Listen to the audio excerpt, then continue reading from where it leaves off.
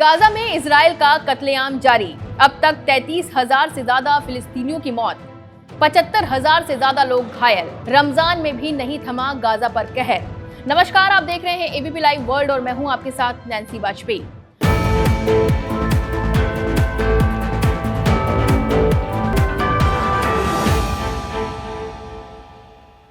Gaza पर Israeli सेना का कत्लेआम जारी है।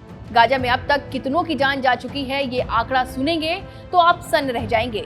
जिस वक्त हम और आप अपने घर में आराम से बैठे हैं, उस वक्त गाजा में हजारों की संख्या में लोगों को मौत के घाट उतार दिया जा रहा है। गाजा पट्टी पर चल रहे इजरायली हमलों में मरने वालों की संख्या हर एक दिन हजारों में बढ़ रही है। गाजा के स्वास्थ्य मंत्रालय की तरफ से 4 अप्रैल को मरने वालों का आंकड़ा जारी किया गया।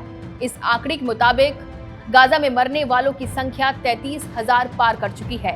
इसमें 2/3 महिलाएं और बच्चे हैं, जबकि 75,600 से ज्यादा फिलिस्तीनी घायल बताए जा रहे हैं।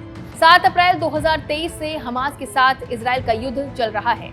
ये आंकड़ा 4 अप्रैल 2024 तक का है। हमास और इजराइल के बीच जारी इस जंग को 6 महीने से ज्यादा का वक्त हो चुका है। इस युद्ध को रुकवाने के लिए हर कोई कोशिश कर रहा है, लेकिन फिर भी जंग थमने का नाम नहीं ले रही। इस बीच गाजा की हालत बिगड़ती जा रही है। यहाँ तक कि मानवीय सहायता पहुंचाने के सभी रास्ते इजराइल ने धीरे धीरे लगभग बंद कर दिए। अमेरिका ने हाल ही में एयर ड्रॉप कर गाजा में खाने पीने जैसी जरूरत की सामग्री पहुंचाई, लेकिन इजराइल के कत्लेआम के बीच अब जाकर गाजा के लोगों के लिए एक राहत की खबर आई है। अमेरिका के राष्ट्रपति जो बाइडेन और इजराइल के पीएम बेंजामिन नेतन्याहू के बीच 4 अप्रैल को फोन पर बातचीत हुई थी। गाजा के हालातों पर इस दौरान चर्चा हुई।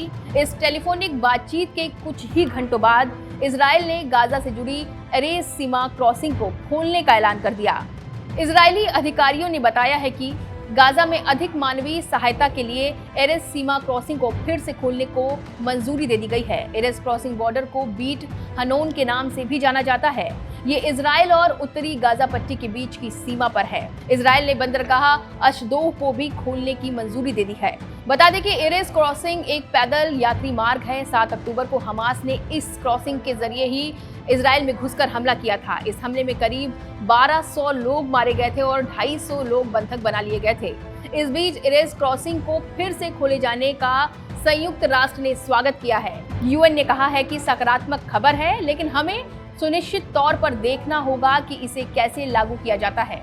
कहा यह भी जा रहा है कि दबाव के चलते इजराइल को एरेस क्रॉसिंग खोलने का निर्णय लेना पड़ा। दरअसल गाजा में एक इजरायली हवाई हमले में वर्ल्ड सेंट्रल किचन के 7 अंतर्राष्ट्रीय सहायता कर्मियों की मौत हो जाने के बाद दुनिया भर में इजराइल की आलोचना हो रही है। ये सभी लोग गाजा में फूड सप्लाई के काम में लगे हुए थे। हमले में ऑस्ट्रेलिया, कनाडा, पोलैंड, ब्रिटेन और अमेरिका के WC के कार्यकर्ताओं के साथ साथ उनका एक फिलिस्तीनी सहयोगी भी मारा गया। इजराइल का कहना है कि हमला एक गंभीर गलती थी और इसके लिए उसने माफी भी मांगी और स्वतंत्र जांच का भी वादा भी किया। हालांकि इस गलती की वजह से इजराइल बैकफुट पर आता हुआ दिख रहा है। हालांकि एरेस क्रॉसिंग खुलने से गाजा के लोगों को थोड़ी राहत जरूर मिलेगी। उन तक फूड सप्लाई हो सकेगा और जरूरत की चीजें भी पहुंच सकेंगी। फिलहाल एबीपी लाइव वर्ल्ड की इस रिपोर्ट में बस इतना ही। तमाम बड़े अपडेट्स आप देखते रहें एबीपी लाइव पर।